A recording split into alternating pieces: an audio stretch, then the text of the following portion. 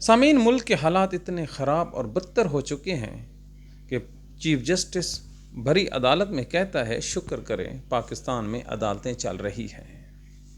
اس کے بعد کہنے کو کچھ نہیں رہ جاتا، لیکن ایک سوال ہے، جناب چیف جسٹس، اگر عدالتیں نہ چل رہی ہوتی اور ہم دعا نہ کرتے تو کیا ہوتا؟ اس ملک میں قانون ختم ہو جاتا، تمام کا تمام زور طاقتوروں کا چلتا، وہ اپنے ڈنڈے کے زور پہ انتخابات کرواتے، انتخابات میں دھاندلی کرواتے اور جیتنے والوں کو ہرا دیتے اور ہارنے والوں کو عنان حکومت میں جا بٹھاتے۔ پھر ہارنے والے عدالتوں کا رخ کرتے اور الیکشن ٹریبونل بنتے، عدالتیں ان کے سامنے کھڑی ہو جاتی اور پھر عدالتیں ہی اپنے ججوں کو فارغ کر کے ریٹائرڈ ججوں کو ان کی پٹیشنوں پہ بٹھا دیتے۔ جناب علی، عدالتیں نہ ہوتی تو ملک میں قانون نہ ہوتا، بلکہ پولیس خود ججوں کا اختیارات سنبھال کر انکاؤنٹر کرنے شروع کر دیتی۔ پنجاب میں CCD نہ ہوتی اور دوسرے صوبوں میں کسی کا کوئی راج نہ ہوتا۔ شکر پڑھیں پاکستان میں عدالتیں چل رہی ہیں، وگرنہ اس ملک میں لوٹ مار کا بازار گرم ہوتا۔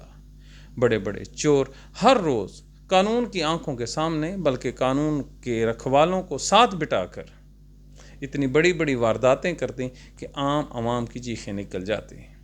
شکر کریں پاکستان میں عدالتیں چل رہی ہیں، وگرنہ اس ملک کا ریونیو ڈپارٹمنٹ ہر روز اس کے عام شہریوں کی چمڑی ادھیڑ دیتا اگر پاکستان کی عدالتیں نہ چل رہی ہوتی۔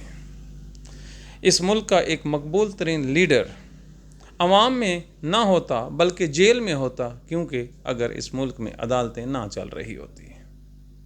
اس ملک کی ماؤں، بہنوں، بیٹیوں کی عزتیں ان کے گھروں میں محفوظ نہ ہوتی اگر عدالتیں نہ چل رہی ہوتی۔ جناب علی، آپ کی عدالتیں ابھی چل رہی ہیں تو یہ تمام کے تمام جو ہم نے الزامات گنوائے ہیں یہ جاری و ساری ہیں۔ اب آپ کی عدالتیں چلیں یا نہ چلیں ان کو کوئی فرق نہیں پڑتا، انہوں نے اپنی مرضی کرنی ہے، وہ کرتے جا رہے ہیں۔ سچ تو یہ ہے کہ پاکستان کی جوڈیشری کا فاتح پڑھا جا چکا ہے۔ اس ملک میں شاید ہی کسی ایک شخص کو پاکستان کی عدالتوں سے انصاف کی یہ توقع ہو کہ یہ کسی ظالم کا ہاتھ پکڑ سکتے ہیں، یہ کسی سرفرے کو لگام ڈال سکتے ہیں، یہ کسی بھی بڑے فوجی جو جنرلز ہیں ان کی اکاؤنٹیبلٹی کر سکتے ہیں، یہ کسی بھی بڑے بیوروکریٹس کو یا کسی بڑے سیاستدان کو سوائے عمران خان کے پکڑ کر جیل میں ڈال سکتے ہیں۔ بالکل نہیں، چھٹی ہے اور پکی چھٹی ہے۔ جناب چیف جسٹس، یہ رونا رونے سے پہلے آپ کو پچھلے سال سوچنا چاہیے تھا، جب آپ لوگ عمران خان کے جو مقدمات تھے اس میں اختلافی نوٹ لکھ کے جرنلز اور اسٹیبلشمنٹ کی ایما پر عدالتوں کو گرا رہے تھے، تو اس وقت آپ کو سوچنا چاہیے تھا کہ آپ کا یہ ایکٹ کدھر جائے گا۔